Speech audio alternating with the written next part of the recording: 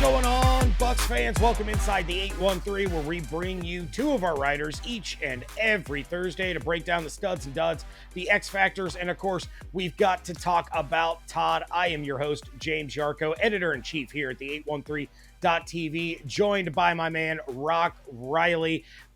He is our boots on the ground, our beat reporter here at the 813.tv. Of course, you can check out all of the content that we have here at the 813.tv. Follow on Twitter at the 813TV, at JArco_Bucks, and at Real Rock Riley. Rock, how you doing, buddy? I'm doing great. I looked, I go in the Bucs locker room and I look up and we see the schedule. Usually they have on either ESPN or they'll have NFL Network. And it's like, wow, we're already in week 3. It seems like we just started. Slow down. The season is going by fast, but I'm enjoying everything and it's all good, James. Yeah, well, and I would be remiss. I know Sammer is going to call us out if we don't mention it. You and I, in our weekly 813 predictions, we were the only ones to pick the Lions to win this game. Oh, I remember, James. And so we were wrong. We apologize. We were wrong. We were wrong. It happens. It happens. But every year, Rock, we talk about a game that a team steals, that no one expects them to win. And then there's also that game that they lose, that no one expected them to lose. You can look across the NFL already. Nobody expected the Cincinnati Bengals to lose to New England at home in week 1. No one expected the Raiders to beat the Baltimore Ravens. So it happens all the time. So I'm sorry for any Bucs fans that we upset by picking the Lions. Yeah, but you got to go with it, man. The way this team rallied and just the next man up mentality, I called it the Michael Jordan mentality, where a lot of people like you and I were picking the Lions to win, saying this defense is too beat up. There's too many injuries. You have Gedeke out, and the Bucs took that personally. And they went out there and they took care of business against the Detroit Lions in Ford Field. So let's go ahead and start things off here with the studs and duds. Rock, who was your stud in Detroit in week 2? I'm going to go defense. Normally I would go offense. I'm going to go Zion McCollum. Oh my gosh. Now I had a chance to talk with him in the locker room today. And we were like, well, how did your game get so much better? And he's like, when I was first rookie year, I was very hesitant. I was kind of like, I don't want to say afraid to tackle, afraid of missing, not doing it right, making mistakes. Everything was going so fast. And now I have so much more confidence. And I even mentioned this in my 813.tv video report after Wednesday's practice. He was like, you know what I did this offseason? I had tackling practice with my brother. We're like, tackling practice with your brother? Because he plays on the Eagles. With pads? No pads. Do the coaches know about this? No, we didn't. We didn't bother telling them. But when we're like full, oh yeah, we went at it. But he when if you have a brother, he knows my weakness. I know his. We'll try to get better. He knows how to come at me on my weaknesses, and I'll try to get better. And so technique. So I mean, this has been a work in progress for Zion McCollum. And when you look at the all-22, and it wasn't just the splash plays, he's always in the right position. He's not afraid to take his chances. And that was huge because the Buccaneers decided, Carlton Davis will let you go, putting it on McCollum, and he has just come through. So for me, there were a lot of studs in a pressure-packed environment that got it done. I'm going with Zion McCollum, James. I love that. He was one of the guys that I was looking at for mine. And we had Zion's college coach on Locked On Bucs when Zion was drafted. And one of the things that he talked about he said, look, it may take a little while for Zion to get it.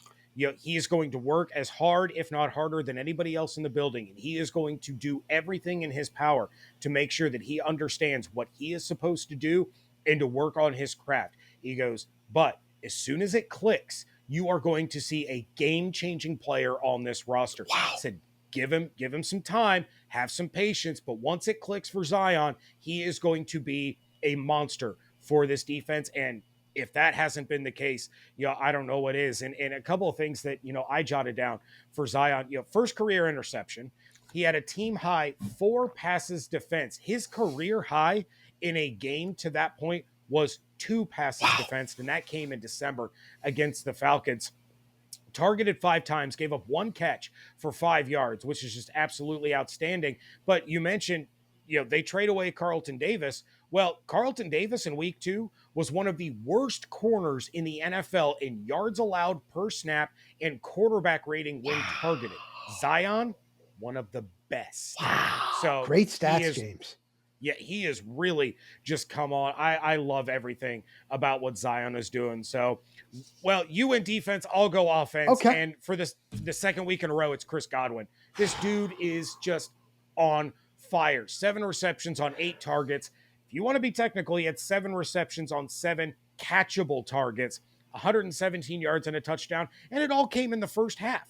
Yeah, he didn't have a catch in the second half. He did all of that in the first half. It was the second most receiving yards in a half in the NFL this season. It took him exactly 2 games, Rock, to reach last year's touchdown total. Unbelievable. Highest graded Buccaneer on PFF for the second straight week. He was a top 5 graded receiver in the league in week 2. He has the second most yards in the NFL on the 18th most targets, second most receptions, third most yards per game, the most first downs, and the 5th most yards after catch. Chris Godwin is unstoppable. And you know what? Evans, we'll talk with Evans tomorrow in the locker room. He doesn't mind that. I would say 80% of the wide receivers in the NFL over 30 years when I've been there care so much about their stats. He doesn't. And it's the same thing with Godwin. And it wasn't him that complained like we said last week. It was the wife. So wait till Evans starts getting hot. And then Jalen McMillan. And don't forget about Trey Palmer. So I like it. I really like it. And you're right, man. Godwin. And in a contract year, James, oh boy, he's cha-ching. He's helping himself big time, James. Well, and you and I were talking hockey before we started doing this show. Yeah. And if there was a way to give assists in the NFL, Mike Evans gets an assist on that 41-yard touchdown by Godwin. You go back and watch that play. Evans runs a post. Right. And he sucks Terrion Arnold down to cover him. Yeah. That left nothing but green grass for Chris Godwin. So that entire sequence for Godwin to get the catch and run for a touchdown was set up because of the attention and the resources that Mike Evans demands from these defenses. So, if we could give assists, Mike Evans certainly gets one on that play. But Beautiful. We got to flip it to the other side now. We got to talk about our duds. And I hate to do this. I do. But mine's Justin School. Man, he just that was a full yikes for the Bucs offensive line. And for any Bucs fans that are still saying that Gedeke wasn't any good or wanted the Buccaneers to get rid of him, this is the result that you get without Luke Gedeke at right tackle. 5 sacks by Aiden Hutchinson. I know they credited him with 4 and a 5. No, right. Should have just given him the 5 because all 5 were all him, and they came on School's side. He was absolutely eaten alive. He was PFF's 61st ranked offensive tackle in the league in week 2. There's only 64 starting tackles in the league, and he was 61st. It was just bad, and I get it. There's a reason that he's not the starter, and he was put in an incredibly difficult situation, but it was awful. If Luke Gedeke is out anymore this year, the Bucs have to do a better job of game planning, for defenses than they did in Detroit. They have to have a tight end over there next to School every single snap, strictly to block and help him out. I even saw Rashad try to help on one play, and Hutch basically swatted him away like a gnat. And I hope School is able to learn from this and improve and really figure out where he came up short and how to get better. But that was a rough day, and it could have been disastrous with as badly as Baker got beaten up. You're not kidding. I mean, when they were in the indoor facility, I don't know why they did indoor facility. Usually Bowles is against that, and it was perfect weather.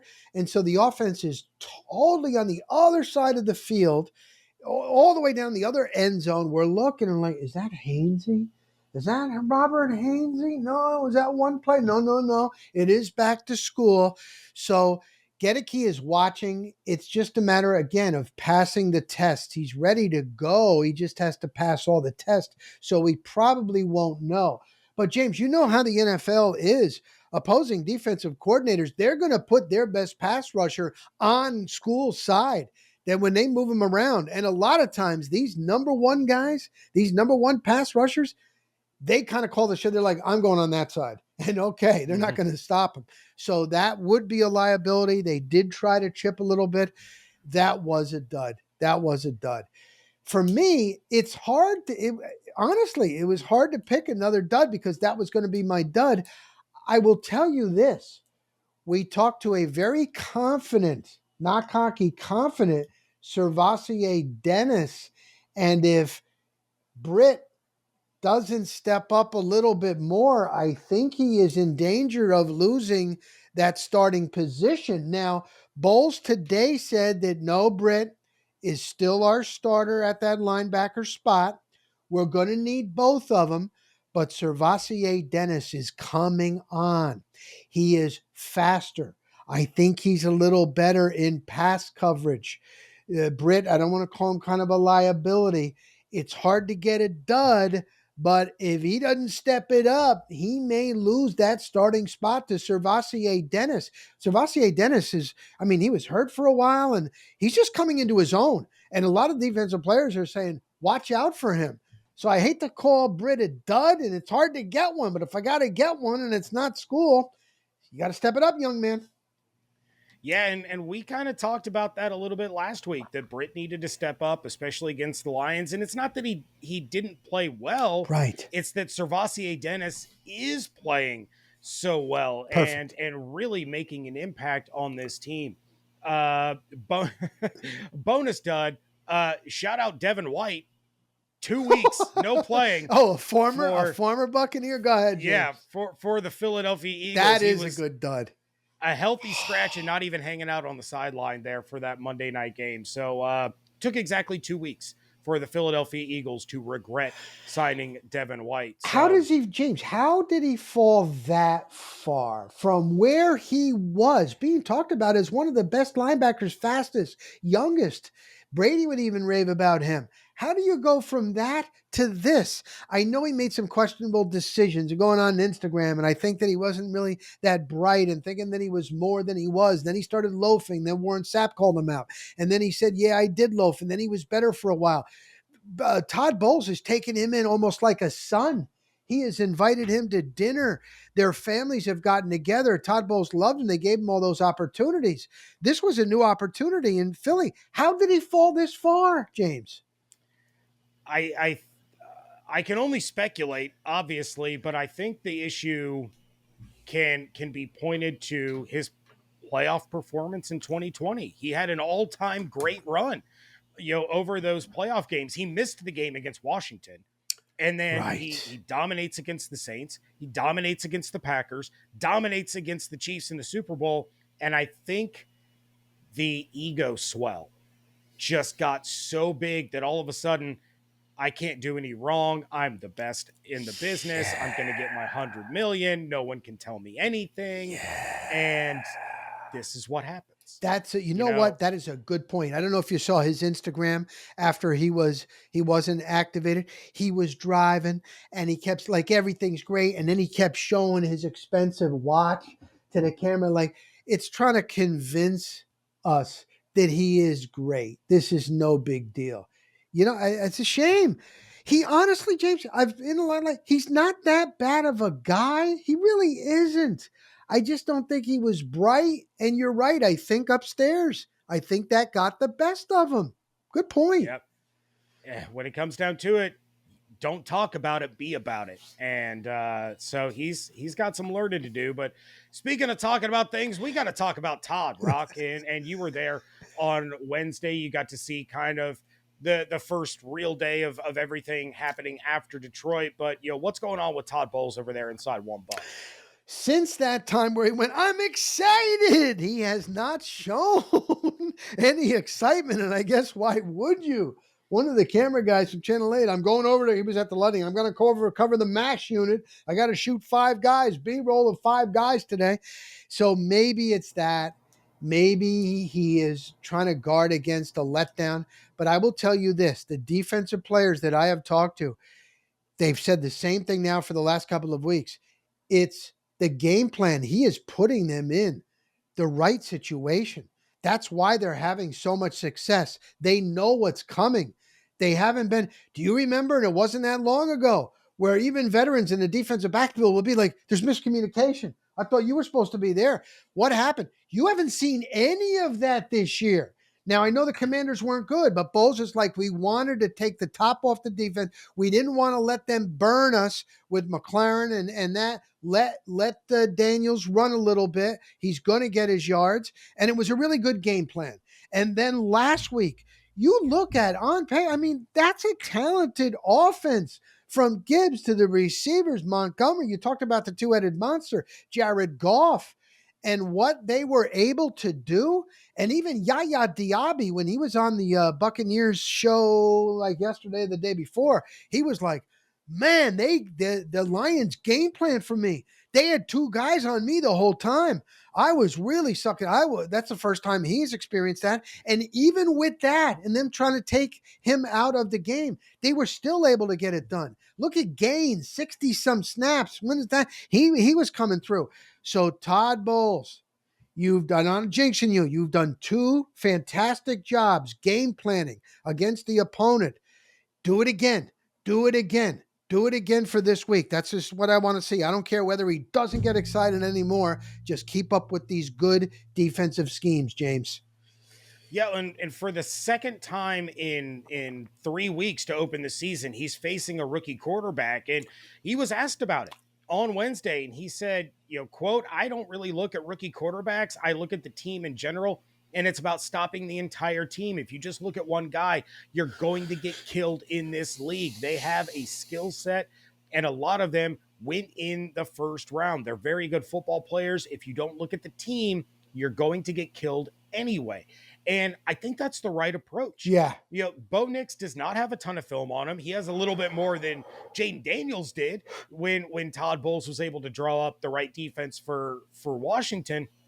But, he can't get lulled into that false sense of security, especially with the guy calling the shots on the other side of the field. Sean Payton has been the star of Bucs fans and Bucs coaches and Bucs players' nightmares for the better part of a decade. And they got that monkey off their back in 2020 in the playoffs. But, Sean Payton, it doesn't matter if he has Drew Brees or Bo Nix. He knows how to dial up offenses to beat a Todd Bowles defense. So if the sole focus is on Bo Nix, who has no touchdowns and has thrown 4 interceptions, rather than the offensive unit as a whole, he's right. They're going to get killed because you can't, it's that whole, you can't put all your eggs in one basket, right? You have to figure out how to stop everyone and let the dominoes fall where they are.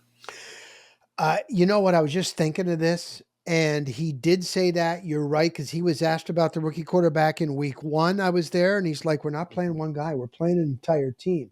No, he is a master. He is one of the best defensive coordinators in the game today. And a lot of people tell me that. Brian Baldinger was at One Buck last training camp, and he was just telling me on just what a defensive mind, man. What Bowles is. So you're right about that. Now, Sean Payton is an offensive wizard, but he hasn't done that great of a job since deciding we're going to go away from you, Russ. We have $80 million in dead cap money. We're going to take our licks.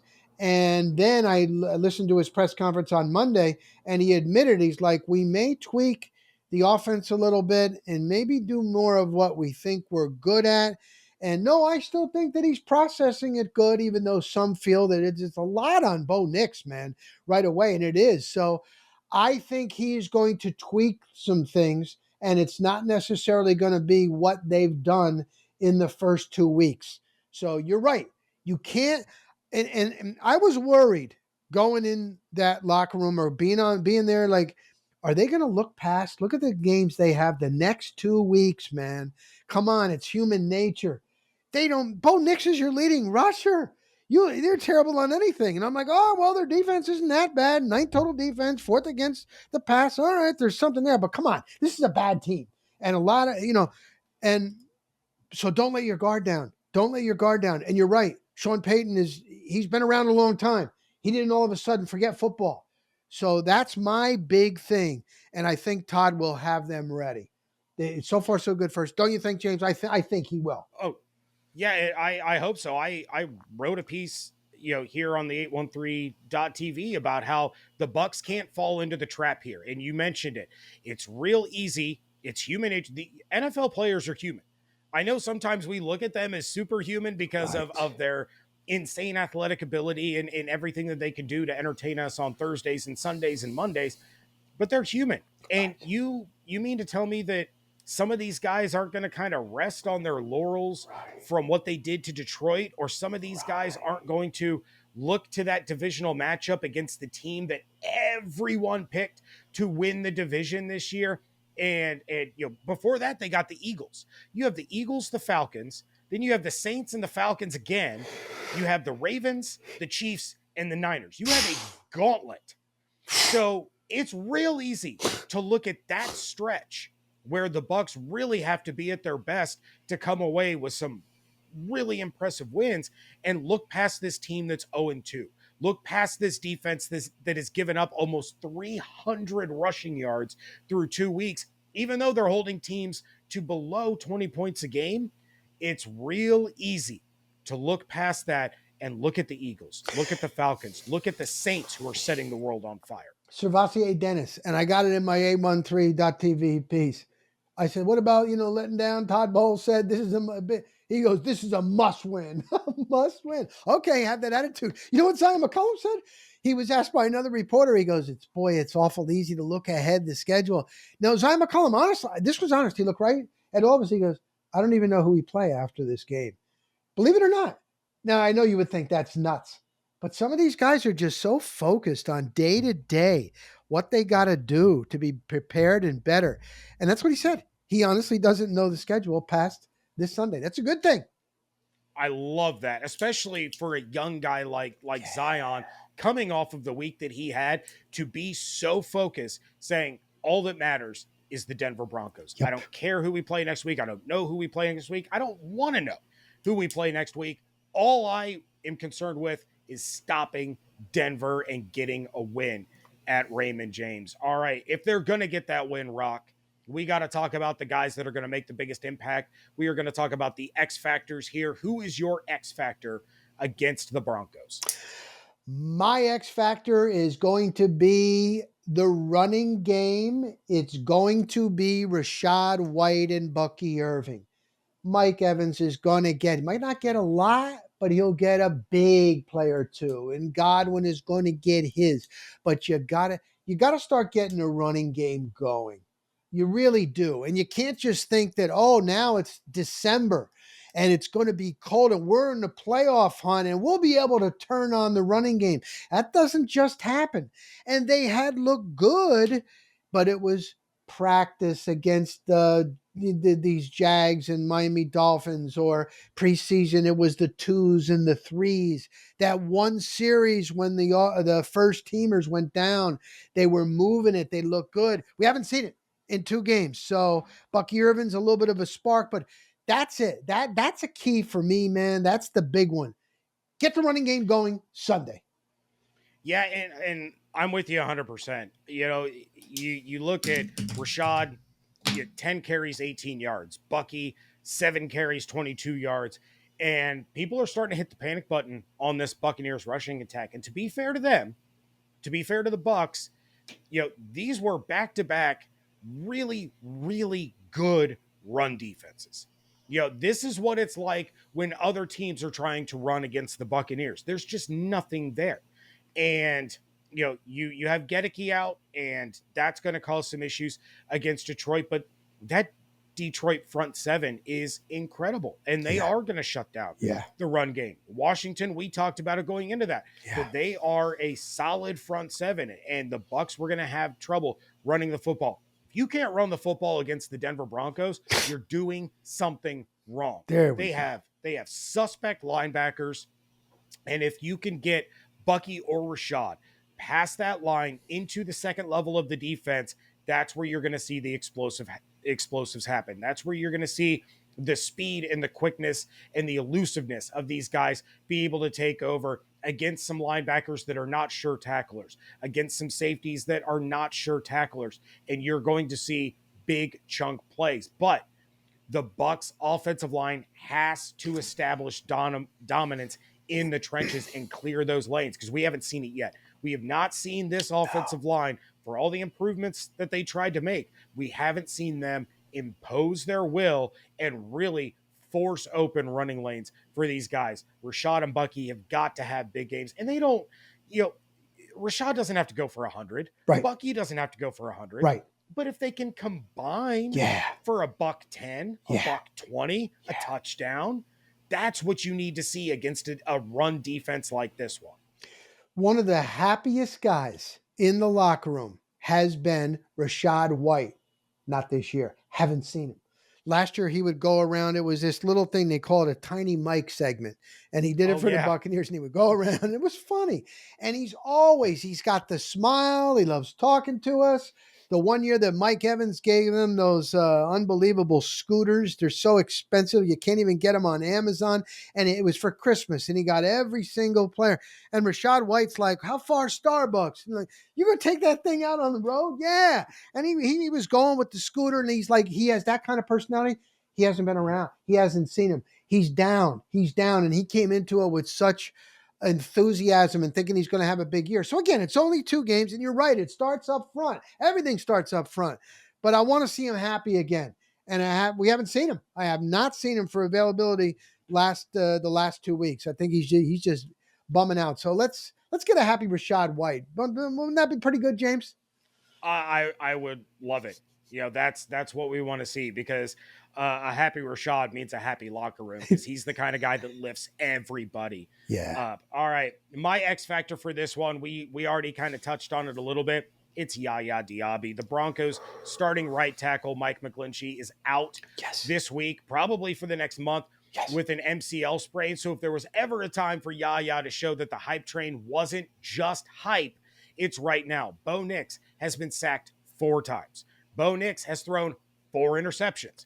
Nix has been pressured on 24% of his dropbacks through 2 weeks. It is time for Yaya to get after it and get things going for this Bucs pass rush that has a whopping 2 sacks this season. I know. Joe Tryon-Shoyinka has one. Sarasie Dennis has one. There's absolutely no reason that this Buccaneers defense shouldn't be able to double that sack total in this game. And by double it, I don't mean get to 4. I mean have 4 in this game.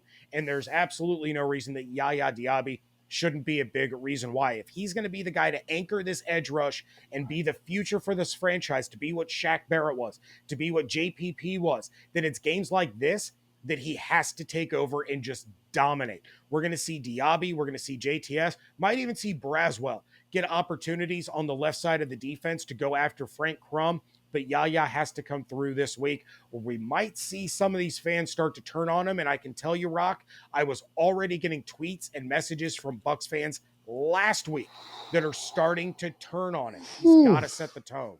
Oof. That's a little early, James. I mean, come on. I know it. And he was out for all camp. No, he's a stud. But you're right. This is an NFL league that is results driven, and you got to start coming through. This would be a perfect opportunity. So he does have the smile. He does have the smile in the locker room. He's still smiling. They're 2-0. A lot of guys are smiling, James. Yeah, well, and I tried to reassure some of these people that, like, look, Yaya's going to look real different when you have the threat of Kalijah Kancey and Vita Vea on the line. We haven't seen that this year. We're not going to see it this week. I don't think Vita Vea is going to play. We haven't heard yet. Right. But I don't think Vita plays in this one. Right.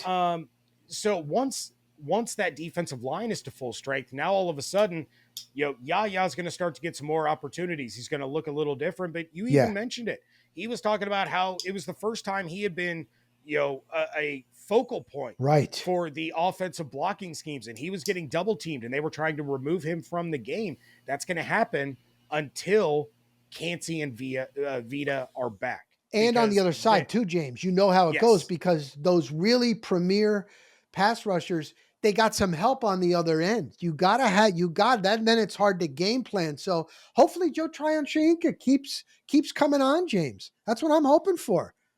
yeah, he's had a couple of really good weeks. Yeah. I would say that he's going to cause some trouble Okay. in this one. But all right, that is going to do it for this week. Again, check out all the content and the shows available right here on the 813.tv. Follow on Twitter at the 813TV. I'm at jarco_Bucks. Rock is at Real Rock Riley. Make sure you're subscribed on the YouTube channel, and we want to thank you for taking a trip with us inside the 813.